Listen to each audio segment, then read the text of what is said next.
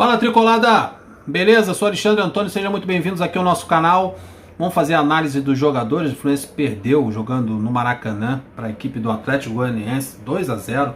Time na zona de rebaixamento. Fluminense, torcida, mais de 28 mil torcedores no Maracanã. Novamente a síndrome de Robin Hood aí do Fluminense, roubando dos grandes e entregando para os pequenos. Fluminense que teve a expulsão do David Braz, expulsão que alguns torcedores questionam, mas está no regulamento. O jogador do Atlético Goianiense entrar sozinho na área, ele fez a falta, tem que ser expulso. E erros na escalação, né, do Fernando Diniz, né? A escalação do Wellington novamente como volante, ou do William Bigode como ponta esquerda, e o Arias no meio de campo armando o jogo. A gente sabe muito bem que o Arias não sabe fazer essa função. Então, erros de escalação, a forma que o David Braz foi expulso, a falta de reação do Fluminense ao que aconteceu durante a partida, a desorganização do time. O time demorou para se entender ali com um jogador a menos, e essa síndrome de Robin Hood que acontece com o Fluminense em todos os jogos, jogando dentro de casa quando pega um time na zona de rebaixamento. São pontos que o Fluminense vai sentir muita falta na hora de brigar no pelotão da frente, brigar por um G4, e se Deus quiser que o Fluminense não precise desses 3 pontos para não cair num Z4 também. Então, jogar dentro de casa, no Maracanã, contra um time que está na zona de rebaixamento, só os 3 pontos interessam, e isso faltou ao Fluminense nessa partida. Ainda tivemos uma notícia muito ruim no final, próximo do final da partida, aos 46 minutos do segundo tempo, que foi o terceiro cartão amarelo do Arias e o terceiro cartão amarelo do André, que vão desfalcar a gente no jogo lá em Minas contra o América Mineiro. Faltou inteligência para os dois jogadores. Os 46 minutos que vocês receberem cartão amarelo, se ficarem suspensos, é dose para mamute. Vamos lá, Fábio. Fábio, rapaz, eu acho que o Fábio salvou o Fluminense aí de tomar o terceiro até o 4º gol, né? Teve 2 lances em que ele estava frente a frente com o atacante e ele acabou salvando. Não acho que ele foi responsável pelos gols que o Fluminense tomou, acho que não vi falha dele. Chute, porra, espetacular do camarada lá do meio da rua. E salvou o Fluminense de um desastre, de coisa maior nessa partida. Vou dar uma nota 6 pro Fábio. Nota 6 também pro Samuel Xavier. Para mim, o Samuel Xavier foi um dos principais jogadores do time. Se virou tanto na lateral direita como na lateral esquerda, jogando até de ponta. Acho que ele fez mais uma vez uma boa partida. Jogou bem contra o Atlético Mineiro, jogou novamente bem agora contra o Atlético Goianiense. Nota 6 pro lateral direito do Fluminense. Manuel fez uma partida correta, fez na medida do possível. Na medida do possível ele tentou se virar ali, principalmente na expulsão do David Braz, em que ele ficou praticamente sozinho, porque o Wellington foi deslocado para a zaga e praticamente o Manuel teve que se virar com um zagueiro a menos. Acabou sendo substituído aos 33 minutos para entrar o Alexandre Jesus, nessa tentativa desesperada do Fernando Diniz em empatar a partida, ou pelo menos fazer um primeiro gol. Vou dar uma nota 6 aí para o Manuel. E o David Braz, né, que conseguiu ser expulso aos 23 minutos do primeiro tempo. Ele poderia ter a opção de deixar o lance seguir e ver se o Fábio salvaria o lance, ou até mesmo o Fluminense sofreu o gol, mas pelo menos o Fluminense ia manter os 11 em campo. Ele optou pela falta, e no regulamento está dizendo que se o atacante está sozinho em direção ao gol, tem que expulsar. Prejudicou muito o Fluminense essa expulsão do David Braz, que vem vacilando não só nesse jogo, em outros jogos também. O nível dele está muito abaixo, até do Lucas Claro. Eu acho que o David Braz está fazendo hora extra aí de titular na zaga tricolor. Nota 2 para o David Braz. Nota 3 para o Cris Silva, que acabou saindo no intervalo aí para o Caio Paulista, mas o primeiro tempo do Cris Silva ele errou tudo que tentou fazer. Esse problema na lateral esquerda permanece. Fez um jogo correto contra o Atlético Mineiro, sem falhas, sem prejudicar o Fluminense, comprometeu o Fluminense pelo lado esquerdo, mas nesse jogo contra o Atlético Goianiense ele errou praticamente tudo. Nota 3 para o Cris Silva. André, para mim, um dos melhores ali do meio de campo, né? Numa bagunça que aconteceu no meio de campo do Fluminense. A gente tinha o Arias como meio armador, tinha o André e o Wellington numa noite infeliz, né? Uma atuação muito limitada, e o André tendo que se virar, marcar, tentar fazer alguma coisa.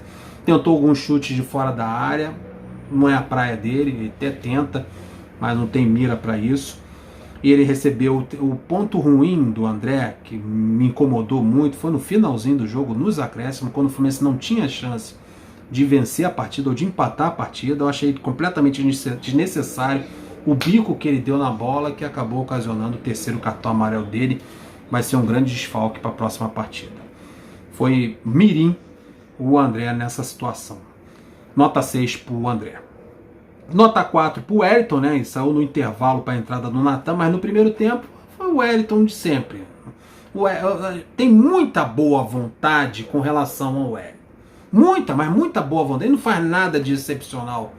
Até nos jogos que ele atuou razoavelmente bem, ele não fez nada de excepcional. De tocar para um lado, tocar para o outro, tocar para trás, passes laterais. Hoje ele tentou fazer alguns passes longos, que ele tenta.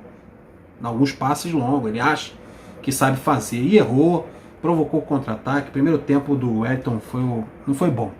Nota 4 para ele. E ele acabou saindo no intervalo para a entrada do Natan. Depois a gente vai falar do Natan. Aí o Arias, que também foi mirim, assim como o André, lá no final do jogo, foi dar um pontapé. Cara, 2-0, 46 minutos do segundo tempo. Para que você foi dar um pontapé no cara na lateral do campo? Recebeu o terceiro cartão amarelo, você está fora do jogo contra o América de Minas. Mas já tem problemas, você vai caçar mais outros problemas. O terceiro cartão amarelo foi muito infantil, o Arias nessa situação, e não fez um grande jogo. Por quê? Tá fora de sua posição ali no meio de campo tentando armar jogo, e ele não é a praia dele. Repito, o cara veio do Santa Fé como ponta esquerda. As melhores atuações do Fluminense é pelo lado esquerdo aberto. Daí, mas tem que botar o William Bigode para jogar, né? Pro bem do vestiário. Daí você tira o Arias de sua posição para colocar o William Bigode. E o Arias é prejudicado jogando fora de posição. Nota 5 aí pro Arias.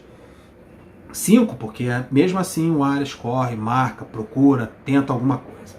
Bigode saiu aos 30 minutos para a entrada do Felipe Melo e não foi percebido no primeiro tempo. Aberto lá pelo lado esquerdo, o Fluminense só jogava pelo lado direito e quando chegava lá no lado do William Bigode ele não dava sequência no lance, porque não dá, mano. O William Bigode tem que jogar de falso 9, de referência na área quando o Cano não puder jogar. No mínimo falso 9. Não esquece o William Bigode de meia. Tem gente, às vezes isso passa pela cabeça do Fernando Diniz de colocar o William Bigode de meia, pelo amor de Deus. E aberto pelo lado do campo, pior ainda. Então só pode exercer uma função. Se tiver o cidadão, o William Bigode no banco de reserva e tiver o Matheus Martins ou o JK, é sempre esses garotos que precisam entrar. Esquece o William Bigode de ponta esquerda. Chegou no Fluminense na época errada. Tá bom? Então nota 2 aí pro William Bigode. Aí tu joga com um a menos e você precisa de variar as ações ofensivas, aí fica só pelo lado direito com o Luiz Henrique, porque o lado esquerdo não tem ninguém. Porque é o William Bigode que tá lá. Luiz Henrique foi o ponto, a única válvula de ofensiva e de escape ali do Fluminense pelo lado direito. Foi pelo lado direito, foi com o Luiz Henrique. Ele arrebentou ali pelo lado direito, dribles, jogadas individuais, deu um passe pro Cano sozinho, ele o goleiro, o Cano jogou para fora, chutou para fora. Luiz Henrique foi a única opção ofensiva do Fluminense no primeiro tempo. Ele jogou muita bola ali pelo lado direito. No segundo tempo ele já foi anulado. Aí o time ficou meio bagunçado com as substituições e ele foi anulado. Por quê? O Jorginho no intervalo segurou a onda dele ali, fechou o lado direito. Aí ele começou a funilar e a coisa começou a ficar ruim para ele. Aí o futebol dele caiu. Nota 7 aí pro Luiz Henrique. Felipe Melo entrou aos 30 no lugar do William, né? Entrou para fazer a função ali, para você ver. O David Braz foi expulso aos 26 e o Felipe Melo entrou para formar a dupla de zaga com o Manuel aos 30. Então nesses, vamos dizer, esses 4 minutos que ficamos sem um zagueiro, o Fluminense poderia ter sofrido gols ali também. Aí entrou o Felipe Melo, saiu o William Bigode, que era um jogador a menos. O Felipe Melo fez um feijão com arroz dele ali na zaga, compondo ali a dupla de zaga, fazendo o que poderia ser feito. Nota 5 aí pro Felipe Melo. Caio Paulista entrou na lateral esquerda, saiu o Cris Silva, né, aquele bonde ali no intervalo, entrou o Caio Paulista. Pelo menos o Caio Paulista, ele tem a velocidade, tem a movimentação, às vezes ele estava na direita, outra hora ele estava na esquerda. Não peça para o Caio Paulista fazer cruzamento, né, porque ele não sabe, ele joga improvisado de lateral esquerda, mas não peça que ele chegue na linha de fundo e faça o cruzamento correto, ele não sabe fazer, falta técnica a ele. Mas ele tem velocidade, ele tem drible, ele tem um bom corte, tentou algumas jogadas ofensivas aí pelo lado do campo. Eu vou dar uma nota 6 aí pro Caio Paulista. Natan, saiu o Wellington, né, para a entrada do Natan, para tentar fazer o meio de campo criar alguma coisa, já que tinha o Arias que não estava fazendo essa função e não havia a mínima necessidade do Wellington estar em campo, já que o Fluminense precisava fazer um gol para diminuir o placar e buscar o empate. Aí entrou o Natan, não fez nada que se aproveite. Gastaram 1 milhão nesse camarada, trouxeram o cara do Atlético com uma esperança danada. A gente fica pedindo para esse camarada entrar em campo, ele entra, ele se arrasta, ele não tem velocidade, não bota ninguém na cara do gol. Um horror o tal do Natan, nota 2 pro Natan. Se pudesse devolver, devolvia. Ainda tira a vaga dos outros no banco de reserva, às vezes tira a vaga de um garoto. Se é para botar o Natan para jogar esse futebol, bota o Arthur, porra, do Sub-20. O garoto é novo demais? Porra, mas mano, melhor botar uma criança no banco de reserva do que botar o Natan, que não serve pra nada. Nota 2. JK. Saiu o Cano, entrou o JK.